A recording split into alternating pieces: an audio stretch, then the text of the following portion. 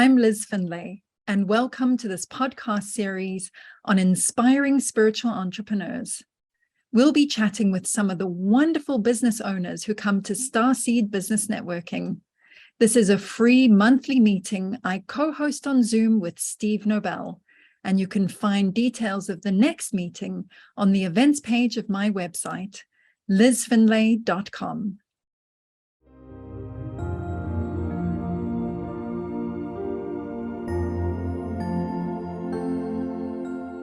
Today, we have the pleasure of chatting with Alex Monell, and he helps people unlock their highest potential, embody their original template, and reclaim their divine masculine and feminine coding, among many other talents and gifts within his session.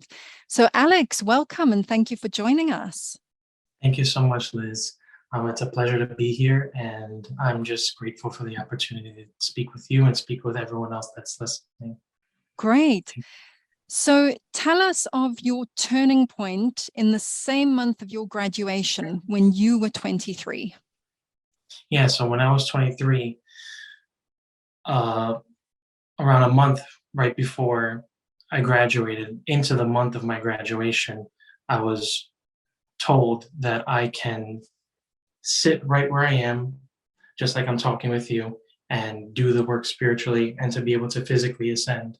I don't need to do anything extravagant. I don't have to do pretty much anything other than channel, clear, and become the light itself. And it kind of clicked in my brain because during college, I was doing college to just do college, just to get the degree, just to get the paper.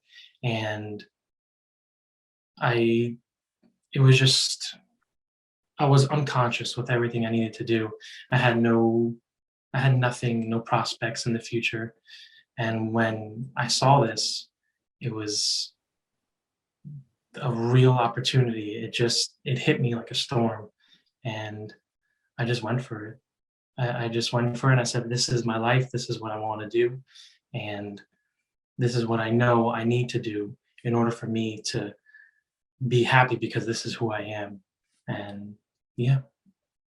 Gosh, that's quite a realization at the age of 23. So you even told me before this podcast that you're no longer even using Facebook because that's not the person you were. Yeah, no, I don't. I used to have a separate life of like going to bars, partying and all that, but none of that stuff is who I am presently. That's my past, and I don't identify, or I don't resonate with that past. I resonate with what I desire for my future and with who I am at this moment. I think a lot of starseeds can resonate with that. And I also spent time in uni just trying to fit in. Again, like you, went to loads of bars, and that's a completely different life. So tell us more about, I see you get called an angel a lot of the time. Tell us about that. Yeah, so I'll just kind of like recap on everything. When I was 16, I went to a holistic chiropractor, and the first thing he said was, "Oh, you're an angel." And I mean, that was great, because growing up in spirituality, I always want, everyone always wants to figure out who they are. So for the first time ever, I kind of just like got extremely excited, and I was like, "Oh, I'm an angel, yay." But then that's when I started to really discover a little bit more of myself before that turning point of 23, which was kind of, when you're 16, you think you're immortal, and you can't do anything wrong. And yeah, I'm an angel. I got told I was an angel, and then going to other spots in the world, meeting other spiritual people, and they say with their third eye, they see my physical wings, and I'm like, yep, that's right, that's me. Unknowingly that, obviously I'm 28 now, but unknowingly at 16, that's something that I had to kind of, clear, in the sense of, I'm not better than anyone. we're all equal. We're all, different puzzle pieces in the aspect of God. We're all the same, but we're just different in what our abilities are and in who we are as people. So no one's better, no one's worse. Whether you're a human, whether you're a starseed, an indigo, an angel, whatever you came down as, you are perfect the way you are and who you are. That's what I had to intrinsically learn, and I still learn it every day. But yeah, that's when it comes to the angel part of me. And we're all here for the same mission, to help with the ascension. So we all have our roles to play. Yes, we do. Yeah, the ascension. What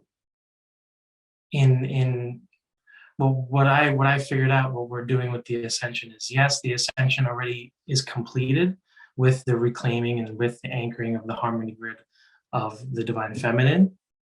However, what we are doing as we are ascending in our own spiritual path and in our own journey, we are actually bringing that already ascended earth into the reality, which is what people know as like the golden age or the true age of earth, or the age of light, or whatever terminology people know it as. That's what we are doing as people. We're just here anchoring in the light and allowing it to actually become reality, where magic, spirituality, and anything is limitless. God's limitless, so the possibilities are limitless. And that's what I've And so what made you start your business? What made me start was actually around 3 years ago or 4 years ago.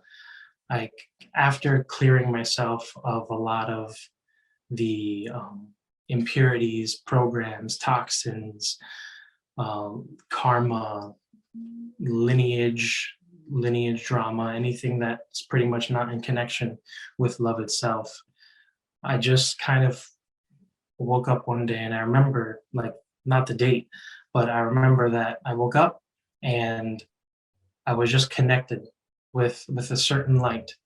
And in that connection, I just started getting a flow of energy every time I would wake up, say hi, and I was like, this information, this energy needs to be put out there. So that's when I started to really put myself out there and actually offer the services of whatever it was at the time that I knew. All I knew was, like, there was an information there was a light, and I was able to access it. And now I know it's the unified Christ, known as the unified Christ, the balance between the Father, the Mother, the feminine, masculine, of that pure love energy. That's that. Oh, that's beautiful. Thank you. And can you share with us one thing that has really helped you in your business? What's helped me in my business was to keep one foot in front of the other. To just, you don't have to take big leaps, because as spiritual people, we like to, we see the end goal, we can imagine it when we close our eyes, we can dream about it, we can write it. However, and if we don't reach that goal by a certain point, then, you kind of damn yourself, or you kind of push yourself down. But just to keep moving one step in front of the other, baby steps, like building a website, or even asking people for help, because we live in a world of 7.8 billion people.